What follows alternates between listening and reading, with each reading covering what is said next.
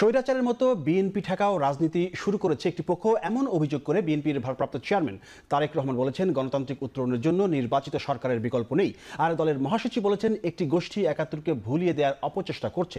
এদিকে প্রধান নির্বাচন কমিশনের সঙ্গে বৈঠকে জামায়াতের সেক্রেটারি জেনারেল হামিদুর রহমান আজাদ বলেছেন, বাংলাদেশের রাজনৈতিক সংকটের অন্যতম কারণ নির্বাচন, যা থেকে উত্তরণের সর্বোচ্চ পন্থা পিআর পদ্ধতি। তবে পিআর ছাড়া জামায়াত নির্বাচনে যাবে কিনা এটা বলার সময় এখন আসেনি। অন্যদিকে উচ্চকক্ষে পিআর পদ্ধতি না রাখা হলে নিম্নকক্ষের অন্তত 100 আসনে পদ্ধতি চায় এবি পার্টি। মোট কথা, সংখ্যানুপাতিক পদ্ধতিতে নির্বাচন, জুলাই সনদের বাস্তবায়ন, গণপরিষদ নির্বাচন, এই ইস্যুতেই চলছে মত দ্বিমতের রাজনীতি।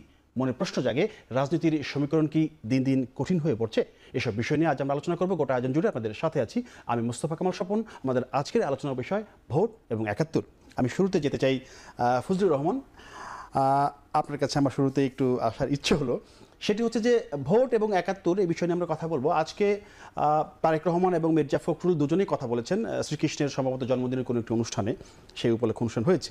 সেখানে মির্জা ফখরুল একটা কথা বলেছেন যে 71কে ভুলিয়ে দেওয়ার অপচেষ্টা হচ্ছে, এ বিষয়ে সবাইকে ঐক্যবদ্ধ হবে। প্রশ্ন হচ্ছে যে মানে কেউ চাইলেই কি 71কে ভুলিয়ে দেওয়া সম্ভব?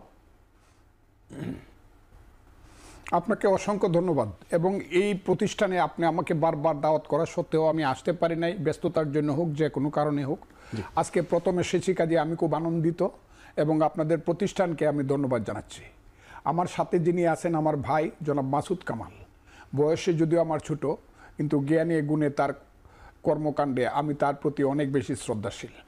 কাজে তার কথাও আমি শুনবো। আপনি যে কথাটা আমাকে জিজ্ঞেস করলেন, আসলে ওই যে what Bengal things today, Gokhale একটা কথা বলছিল, rest of India things tomorrow. আচ্ছা, এই কথাটা আমি 8 মাস আগে বলছি, যে কথাটা জনাব ফখরুল সাহেব আজকে বললেন। আমি ওনার প্রতি শ্রদ্ধা রাখেই বলছি, এত দেরিতে কেন? আচ্ছা, what is the principal contradiction of this day in Bangladesh? বাংলাদেশের আজকের দিনে প্রিন্সিপাল কন্ট্রাডিকশন কি? 47 সনে প্রিন্সিপাল কন্ট্রাডিকশন ছিল মুসলমানদের একটা দেশ পাকিস্তান হবে কি হবে না। আচ্ছা, যুদ্ধে আমরা জয়লাভ করব না এটা ইউনাইটেড ইন্ডিয়া থেকে যাবে। আমাদের পূর্বপুরুষরা, এটা ছিল প্রিন্সিপাল কন্ট্রাডিকশন। হাত মে বিড়ি মুখ মে পান, লড়কে লেঙ্গে পাকিস্তান। 71 সনে আমাদের প্রধান কন্ট্রাডিকশন ছিল যে মুক্তিযুদ্ধ জয়লাভ করবে, বাঙালির একটা জাতিরাষ্ট্র হবে, 1000 বছর পরে স্বাধীন রাষ্ট্র হবে, নাকি এটা আবার পূর্ব পাকিস্তানি থেকে যাবে। This was the principal contradiction of a nation, এবং যে কারণে যুদ্ধ হয়েছিল।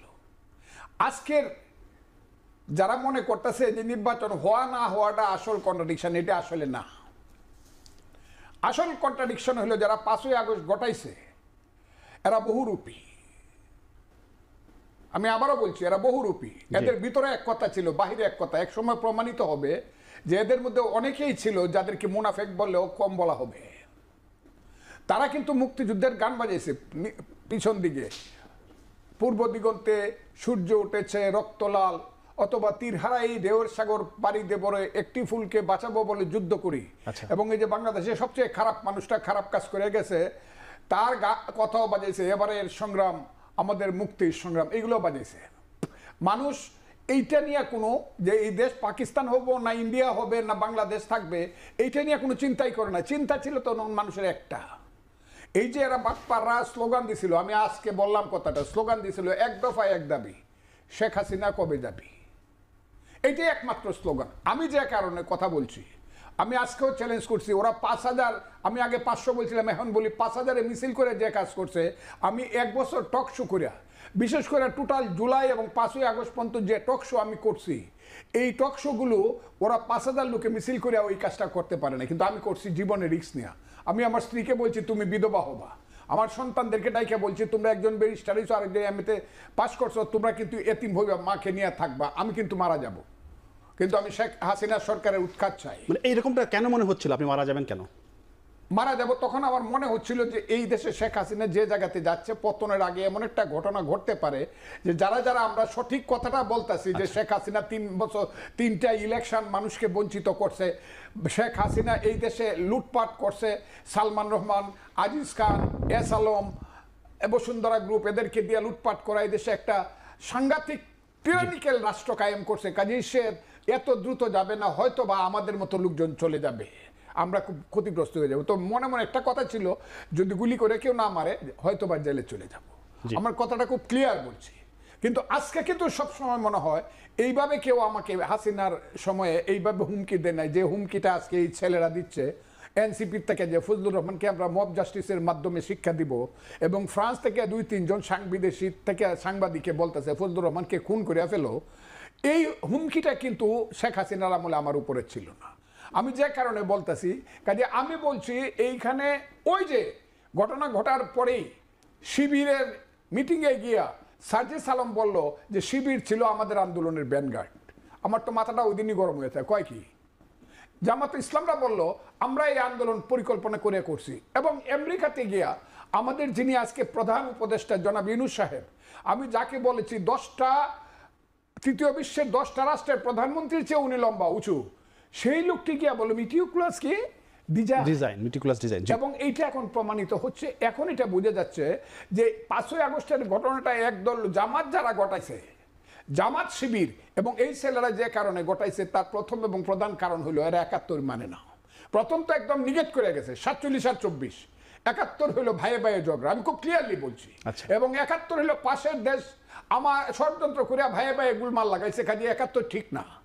তখন আমি আঙ্গুল উঁচু করে বলছি এই রাজাকারের বাচ্চারা, আমি ফজলুর রহমান প্রথম বলছি বাংলাদেশে রাজনীতিবিদের মধ্যে, এই আলবদরের বাচ্চারা, এখনো কিন্তু ফজলুর রহমানরা জীবিত আছে, মুক্তিযোদ্ধারা জীবিত আছে, সাবধান কথা বলবা, মুক্তিযুদ্ধ যারা মানো না তারা এই দেশ থেকে চলে দাও, খুব ক্লিয়ার। কারণ মুক্তিযুদ্ধের মাধ্যমে দেশটা বাংলাদেশ হয়েছে। এখন আবার দেখা যাচ্ছে আপনি যে বলছেন যে আমার মনে হয় আমাদের নেতা জনাব ফখরুল ইসলাম আলমগীর, ওই যে পাকিস্তানে 2টা ঘটনা হয়েছে কিছুদিন আগে, লস্করি তৈয়বার যে প্রধান তিনি বলছেন যে আমরা 5ই আগস্টের আন্দোলনে এই ধরনের ঘটনা ঘটাইছি যে যাতে আমরা 71-এর পরাজয়ের প্রতিশোধ নিতে পারি।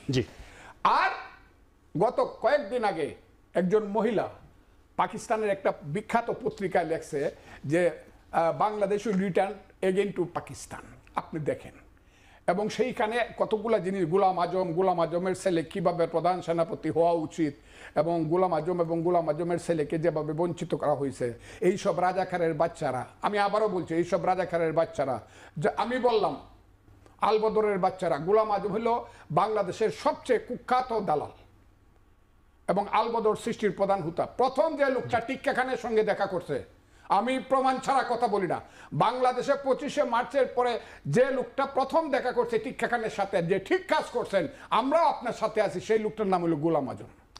2 নম্বর দেখা করছে খাজা খয়রুদ্দিন, 3 নম্বর দেখা করছে ফজলুল কাদের চৌধুরী, 4 নম্বর দেখা করছে নুরুল আমিন। তৎকালীন সময়ে সেই 1 নম্বর দালাল এবং কুখ্যাত দালাল গোলাম আজম, যারা পরাজিত হওয়ার পরে মধ্যপ্রাচ্যে এবং বিদেশে গিয়ে বাংলাদেশের নামে কুখ্যাতি ছড়াইছে, বাংলাদেশকে অন্ধকার করে দিছে যাতে বাংলাদেশকে কেউ স্বীকৃতি না দেয়, সাহায্য না করে, মুসলিম দেশগুলোকে গিয়া বলছে যে ইন্ডিয়া দখল করে বলছে এটা হিন্দুস্তান হয়ে গেছে, এইগুলা করে বাংলাদেশকে যারা কলঙ্কিত করছে, মসিব লিপ্ত করছে, সেই সব গোলাম আজমের ছেলেরা এখন আবার বাংলাদেশের প্রধানমন্ত্রী হবে, যেখানে তার বয়স হয়েছে 68 বছর, সে রিটায়ারমেন্টে চলে, এখনকার সরকার তাকে সব কিছু রিটায়ারমেন্টে দিছে এবং বলছে পাকিস্তান থেকে এটা নিশ্চয়ই বাংলাদেশ পাকিস্তানে ফেরত আসবে। সেই কারণে আমার ধারণা আমাদের নেতা জনাব ফখরুল ইসলাম আলমগীর সাহেব এই কথাটা বলছেন। তবে একটা কথা বলি, পূর্বের সূর্য পশ্চিমে উঠতে পারে, পৃথিবীর মানচিত্র পরিবর্তন হতে পারে, কিন্তু 71-এর বাংলাদেশ কোনোদিন আলবদর রাজাকারদের মাধ্যমে দেশটা পাকিস্তান হবে না। আমি আরো কিছু কথা বলবো, এটা হবে না। আমি আসবো আপনার কাছে, আমি যেতে চাই একটু। জি জি, মাসুদ কামাল আমাদের সাথে কথা বলছিলেন, সিনিয়র আইনজীবী ফজলুর রহমান, মুক্তিযোদ্ধা, বিএনপির চেয়ারপারসন উপদেষ্টা। আপনার কাছে আমার একটু জানার ইচ্ছা, যেহেতু সে 71 নিয়ে বলে, আপনি নির্বাচন নিয়ে একটু বলেন যে স্বরাষ্ট্র উপদেষ্টা, পরিবেশ উপদেষ্টা, আইন উপদেষ্টা এবং প্রধান উপদেষ্টার প্রেস সচিব বলেছেন যে প্রধান উপদেষ্টার প্রতিশ্রুতি যে দিয়েছেন যে ফেব্রুয়ারির মাঝামাঝি নির্বাচন হবে ওই সময়ে, সেখান থেকে পিছিয়ে আসার কোনো সুযোগ নাই। কিন্তু এনসিপি ওনারা বলছেন যে ফেব্রুয়ারিতে নির্বাচন হবে না। এবং গত কয়েকদিন আগে একটি প্রোগ্রামেও নাসিরুদ্দিন পাটোয়ারি উনি বললেন যে ডক্টর ইউনূস তাদের সাথে গাদ্দারি করেছেন, তিনি বেঈমান। মানে বিষয়টা কেমন হলো? না, একটা জিনিস কি আমি বলি আপনাকে, প্রধান উপদেষ্টা কিন্তু এই প্রথমবার গত 5 তারিখে বললেন, জাতির উদ্দেশ্যেই বলছেন যে নির্বাচন ফেব্রুয়ারিতে হবে। তারপরে ওনার অফিস থেকে নির্বাচন কমিশনকে চিঠি দেওয়া হয়েছে। জি। নির্বাচন কমিশনও তাদের কাজকর্ম করছে, তারা বলছে এই সপ্তাহের মধ্যে তারা নির্বাচনের রোডম্যাপ ঘোষণা করবে। তো নির্বাচন ফেব্রুয়ারিতে হবে, এর মানে এটাকে সাপোর্ট করার জন্য যা যা ঘটনা ঘটা দরকার সব কিন্তু একের পর এক ঘটতেছে। কিন্তু তারপরেও দেখেন মানুষের মধ্যে কিন্তু একটা চিন্তা, একটা প্রশ্ন কিন্তু রয়েই গেছে। আমি জানি না আপনার অভিজ্ঞতা আছে কিনা, আমার সঙ্গে যখন কারো দেখা হয় তারা প্রথমে জিজ্ঞাসা করে, ভাই নির্বাচন কি আসলেই হবে? না, এই অভিজ্ঞতা আছে আমার। জি। আপনার আছে। তাহলে এখন কথা হলো, ডক্টর ইউনূসের মতো ব্যক্তি উনি জাতির উদ্দেশ্যে বলেছেন, কিন্তু এটা তো এমন না যে ওয়ান টু ওয়ান আলাপ করতে বলছেন, জাতির উদ্দেশ্যে উনি একটা ভাষণ দিয়েছেন। তারপরেও মানুষ তার উপর আস্থা রাখতে পারছে না কেন? আপনি এই পয়েন্টটা খেলে ভাবেন একবার। তার মানে উনি গত 1 বছরে এমন কিছু করেছেন, এমন কিছু দেখিয়েছেন যে ওনার মুখের কথাও এখন মানুষ বিশ্বাস করে না। নাহলে তো মানুষ এই প্রশ্নটা করতো না। আচ্ছা। এই প্রশ্নটা কেন করছে? এখন ডক্টর ইউনূসকে ভাবতে হবে যে আমি কি করেছি, আমি কি এমন কাজ করলাম যে আমার কথা মানুষ বিশ্বাস করে না। কে এখন কি করলে বিশ্বাস করবে? এই প্রশ্নটা কিন্তু আসতেছে এখন। দেখেন এনসিপি কেন ওনাকে গাদ্দার বলতেছে, এনসিপি কেন ওনার সম্পর্কে এমন সব শব্দ ব্যবহার করছে যে শব্দগুলো ব্যবহার করাটা আমি ভাবতেই পাই না, করছে তো সেটাই। জি। এর কারণটাও কি? এর কারণটা খুব সহজ, কিন্তু যে উনি এনসিপির উপর আস্থা রাখছিলেন যে এনসিপি হয়তো ওনাকে একটা জায়গায় নিয়ে যাবে। এনসিপি তো ওনারই দল, উনিই বলছেন বিভিন্ন জায়গায় ইন্টারভিউতে সরাসরি বলছেন যে উনি এদেরকে বলছেন একটা পলিটিক্যাল পার্টি করতে। এরা একটা পলিটিক্যাল পার্টি করছে, করার পর এখন এনসিপির যে ইমেজ, এই ইমেজের কারণে উনি এখন আতঙ্কিত বোধ করছেন ডক্টর ইউনূস নিজে, যে এরা তো আমাকে আপনার একটা সেফ এক্সিটের ব্যবস্থা করে দিতে পারবে না। এটা উনি বুঝতে পেরেছেন। বুঝে উনি এনসিপির উপর যে মাথায় ওনার হাতটা ছিল, হাতটাকে সরাই নিছেন। তো এনসিপি হাত সরাই নেওয়াতে এনসিপি মানে হয়ে গেছে, তারা পাজল হয়ে গেছে যে একদিন তো আমি ওনার সাপোর্ট পাইছি গভর্নমেন্ট। এখন যদি গভর্নমেন্ট আমার রেখে বিএনপির কাছে যায়, এখন যদি মনে করেন এই গভর্নমেন্ট, শুনেন একটা গভর্নমেন্ট তো 1 বছর ছিল, তারা তো খুব অসাধারণ ভালো কাজ করছে, মানুষ তার মানে বিভিন্ন রাস্তার মাথায় মূর্তি বানিয়ে রাখবে, তা তো আর না। ওনাদের অনেক কর্মকাণ্ড নিয়ে কিন্তু মানুষের মধ্যে বিতর্ক আছে। তো এই ধরনের গভর্নমেন্ট কিন্তু সবসময় চায় একটা সেফ এক্সিট চায়, যে আমি যখন চলে যাব তারপর কি আমি দেশেই থাকবো নাকি বাইরে থাকবো? যদি দেশে থাকি আমাকে কে থাকতে দেবে? বাইরে যাবো আমাকে এয়ারপোর্টে আটকাবে? 111 গভর্নমেন্টের সময় রাখেন, 111 গভর্নমেন্টের যারা ছিল, যারা নাকি কুশীলভ ছিল, তাদেরকে কিন্তু আওয়ামী লীগ একটা সেফ এক্সিটের ব্যবস্থা করে দিয়েছিল।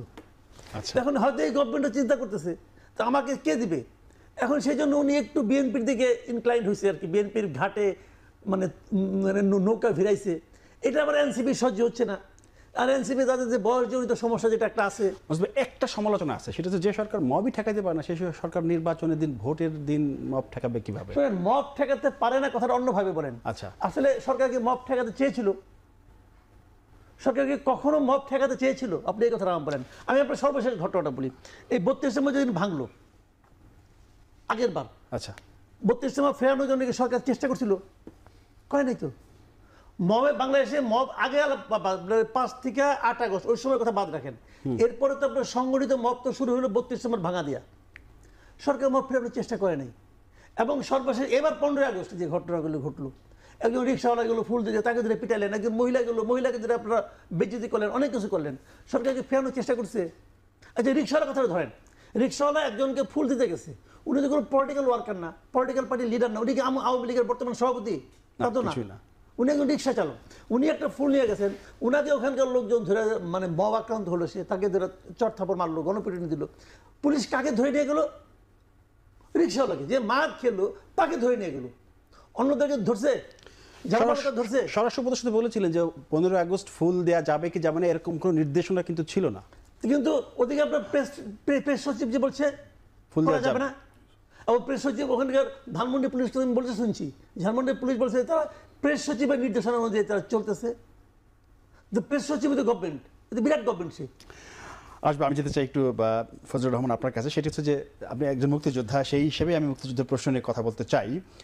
মুক্তিযুদ্ধ, আওয়ামী লীগ এবং বঙ্গবন্ধু শেখ মুজিবুর রহমান, এই 3টি বিষয় কি এক সূত্রে গাঁথা, নাকি এই 3টি বিষয়কে আলাদা রাখার দরকার ছিল? প্রশ্নটা এজন্যই করছি যে স্বাধীনতা পূর্ববর্তী এবং স্বাধীনতা পরবর্তী বঙ্গবন্ধুর যে ভূমিকা, সেই ভূমিকাকে এই 24-এ এসে নতুন করে বয়ান দেওয়া হচ্ছে, নতুন ন্যারেটিভ তুলে ধরা হচ্ছে। এইটার জন্য কি শেখ হাসিনা একাই দায়ী না আওয়ামী লীগ পুরো দায়ী? আপনি খুব একটা কঠিন প্রশ্ন করেছেন।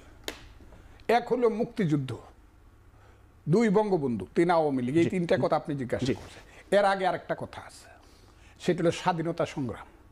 স্বাধীনতা সংগ্রামের নির্যাস হইল মুক্তিযুদ্ধ, 9 মাস। কেন আমরা 9 মাসকে মুক্তিযুদ্ধ বলি, এর আগেটাকে কিন্তু মুক্তিযুদ্ধ বলি না, কারণ জমিটা আমারই ছিল। 9 মাসে এই জমিটা CSRS আমার ছিল এবং আমরা এটা মুক্ত করছি 9 মাসে। আমরা করেছি নতুন যে মুক্তিযুদ্ধ আর হলো স্বাধীনতা সংগ্রাম। স্বাধীনতা সংগ্রামের কিন্তু বাঙালির 1000 বছরের স্বাধীনতার সংগ্রাম। এই বাংলায় ছিল পৃথিবীর শ্রেষ্ঠ দেশের একটা, এইগুলো আমি বলবো না, আপনার সময় হবে না, কেউ শুনতেও চায় না। পৃথিবীর একটা শ্রেষ্ঠ দেশ, যে কারণে বলা হতো সোনার বাংলা। এখানের কাপড়, এখানের ফল, এখানের ধান, এখানের পাট, এগুলা সারা পৃথিবীর জন্য। দক্ষিণ পূর্ব এশিয়া একটা মাত্র টাকার কারখানা ছিল, টাকা চাপানো, নিল মহাতব চাঁদ জগৎ শেঠ। এ হলো বাংলা।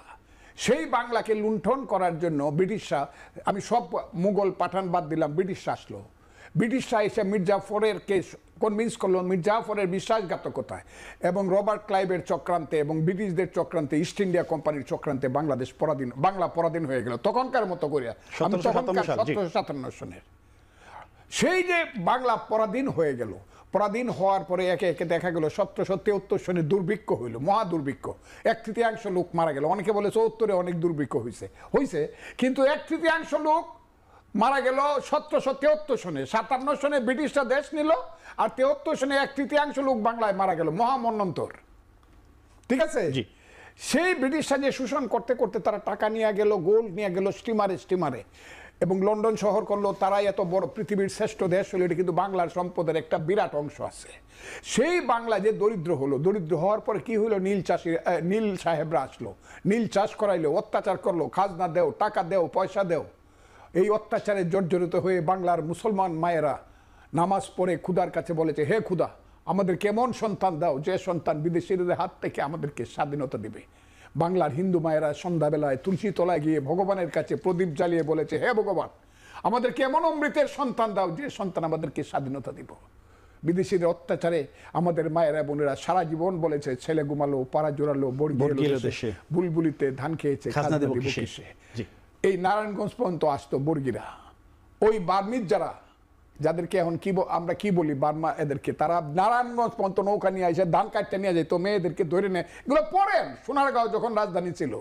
সেই যে বাঙালি জাতি, সেই বাঙালি জাতির মুক্তি সংগ্রামের পরতে অনেকেই নেতৃত্ব দিছে, কিন্তু শেষ নেতৃত্বটা যিনি দিছেন, মুক্তি সংগ্রামের শেষ খেলার যে ক্যাপ্টেন, যেখানে বাঙালি জয়লাভ করলো, ওয়ার্ল্ড কাপ পাইলো, শেষ খেলার ক্যাপ্টেনের নাম হলো শেখ মুজিবুর রহমান। এটা যদি কেউ স্বীকার না করে, সে ইতিহাস মানে না, অথবা সে শেখ মুজিবুর রহমান বা তার প্রতি তাদের জিজ্ঞাসা আছে। কিন্তু মুক্তিযুদ্ধের ফাইনাল খেলার ক্যাপ্টেনের নাম শেখ মুজিবুর রহমান। আমি বিএনপি করে কথাটা এই কারণে বলতেছি যে আমি কথাটা 3 বার বলছি আমাদের দেশ নেত্রী খালেদা জিয়ার সামনে। ওই ইঞ্জিনিয়ার্সে যখন 16ই ডিসেম্বরে বিজয় দিবস পালন করে, আমি প্রধান বক্তা, উনি প্রধান অতিথি, আমি বলছি, আমার কথাটা শোনেন আপনি। আর রাজনৈতিক নেতাদের মধ্যে মৌলানা ভাসানী, তারও আগে শেরে বাংলাকে ফজলুল হক হোসেন সহ, কিন্তু মৌলানা ভাসানী ডাইরেক্ট মুক্তিযুদ্ধের নেতাদের একজন, এমনকি বঙ্গবন্ধুর মাথার উপরে থেকে 57 সন থেকে এই কথাটা বইলা, কিন্তু লিডার ছিল পরবর্তী বঙ্গবন্ধু। আর যখন মুক্তিযুদ্ধ শুরু হইলো, তখন সেনাবাহিনী প্রথম দিন বাংলার সেনাবাহিনী যুদ্ধ শুরু করলো। ওই পিলখানাতে বলেন, আর রাজারবাগে বলেন, আর জিয়াউর রহমানের সেই 27শে March, I major Zia do hereby declare the independence বলেন, on behalf of our great leader Bangabandhu Sheikh Mujibur Rahman, সেই খালেদ মুশারফের, মেজর হায়দারের ইতিহাস। আমি আজকে বাঙালি জাতিকে বলবো, হে বাঙালি জাতি, ঘুমায় থাকো কেন, পরাধীন হয়ে যাবা। আমি বলবো, হে বাঙালি জাতি, তোমাদেরকে আমি হাত জোর করে অনুরোধ করি, ঘুম থেকে উঠে ফজরের যখন আসসালাতু খায়রুম মিনান নাওম আযান পড়বে, তখন তুমি নামাজে যাও, কোরআন শরীফ পড়ো, তারপরে ঘরের মধ্যে মুক্তিযুদ্ধের গানটা বাজাও।